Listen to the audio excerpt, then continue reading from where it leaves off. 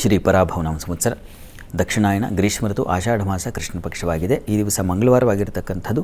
ಚತುರ್ದಶಿ ತಿಥಿ ಪುನರ್ವಸು ನಕ್ಷತ್ರ. ಈ ದಿವಸ ಕೃಷ್ಣ ಪಕ್ಷದ ಕೊನೆಯಲ್ಲಿದ್ದೀವಿ ನಾವು.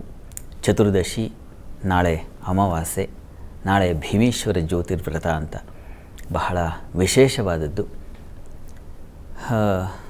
ಗಂಡನ ಪೂಜೆ ಮಾಡ್ತಕ್ಕಂಥದ್ದು ಅನ್ನೋದರೆ ಇದರ ಪ್ರಸಿದ್ಧಿ. ಭೀಮನ ಅಮಾವಾಸ್ಯೆ ಅಂತಲೂ ಇದನ್ನು ಕರೀತಾರೆ. ಆ ಒಂದು ವಿಶೇಷತೆಯನ್ನು ನಾವು ನಾಳೆ ನೋಡೋಣ. ಅಂತೂ ಈ ದಿವಸ ಚತುರ್ದಶಿ ಮಂಗಳವಾರ ಬಂದಿದೆ ಮತ್ತು ಈ ದಿವಸ ನಕ್ಷತ್ರವು ಪುನರ್ವಸು.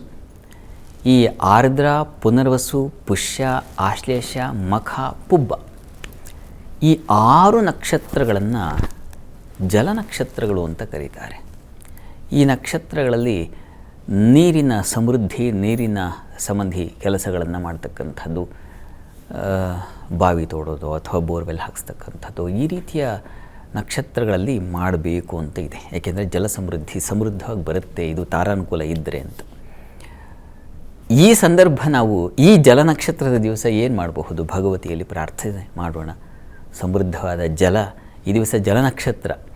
ಈ ನಕ್ಷತ್ರ ಇನ್ನು 6 ನಕ್ಷತ್ರಗಳಲ್ಲಿ ರವಿ ಸಂಚರಿಸುವಾಗ ಈ ಆರ್ದ್ರದಿಂದ ಶುರುವಾಗುತ್ತೆ. ರವಿ ಆರ್ದ್ರಕ್ಕೆ ಬಂದಾಗ ಆರ್ದ್ರ ಅಂದರೆ ಆ ಹೆಸರೇ ಹೇಳ್ತಾ ಇದ್ದೀವಲ್ಲ, ಅದು ತಂಪು ಹನಿಗಳನ್ನು ಸೂಚಿಸ್ತಕ್ಕಂಥದ್ದು. ಅಲ್ಲಿಂದ ಮಳೆ ಸಮೃದ್ಧವಾಗಿ ಬರಬೇಕು. ಆದರೆ ಮಳೆ ಹೀಗಾಗಿಬಿಟ್ಟಿದೆ. ಆರ್ದ್ರ ನಕ್ಷತ್ರದಿಂದಲೂ ಗಮನಿಸ್ಕೊಂಡು ಬರ್ತಾ ಇದ್ದೀವಿ. ಪುಷ್ಯ ದಾಟ್ತಾ ಇದೆ, ಆದರೂ ಇಲ್ಲ.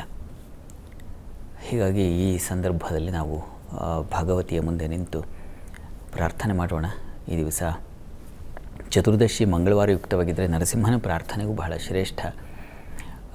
ನರಸಿಂಹ ಪ್ರಾರ್ಥನೆಯನ್ನು, ಭಗವತಿಯ ಆ ಅಮ್ಮನವರ ಪ್ರಾರ್ಥನೆಯನ್ನು ಮಾಡಿ ಈಳೆಗೆ ಮಳೆ ಅನಿವಾರ್ಯ, ಹೀಗಾಗಿ ಮಳೆ ಬರಲಿ ಅಂತ ಪ್ರಾರ್ಥಿಸೋಣ. ಪ್ರತಿ ದಿವಸ ನಮ್ಮ ಪ್ರಾರ್ಥನೆ ಒಂದು ದಿವಸ ತಲುಪುತ್ತೆ ಭಗವಂತನಿಗೆ. ಪ್ರತಿ ದಿವಸ ನಾವು ಹಾಗೆ ಅನುಷ್ಠಾನ ಮಾಡ್ತಾ ಒಂದು ದಿವಸ ಭಗವತ್ ಕೃಪೆ ಉಂಟಾಗುತ್ತೆ. ಅಲ್ಲಿವರೆಗೆ ನಮಗೆ ತಾಳ್ಮೆ ಬೇಕು.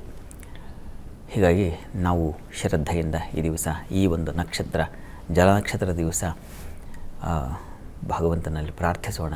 ಮಳೆಗೆ ಬರಲಿ, ಮತ್ತಷ್ಟು ಸಮೃದ್ಧಿ ನಮ್ಮ ಭುವಿಗೆ ಉಂಟಾಗಲಿ ಅಂತ ಪ್ರಾರ್ಥಿಸೋಣ.